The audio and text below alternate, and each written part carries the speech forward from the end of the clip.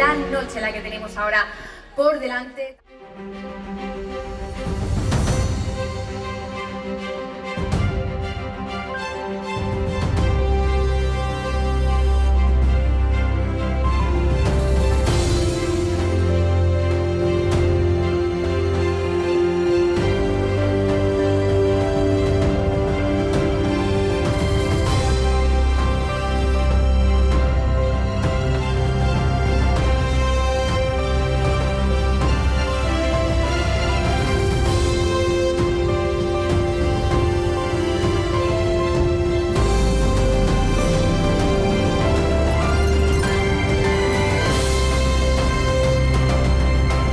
Premio Córdor Ibérico a la producción al aire libre es para María José Díaz Buenestado, de Villanueva de Córdoba, Córdoba, de la empresa. El ganador del Premio Córdor Ibérico Especial de Sanidad, Bienestar Animal y Medio Ambiente del Ministerio de Agricultura, Pesca y Alimentación es para Fuente de la Higuera de Diezma, Granada, de la empresa Nugasur.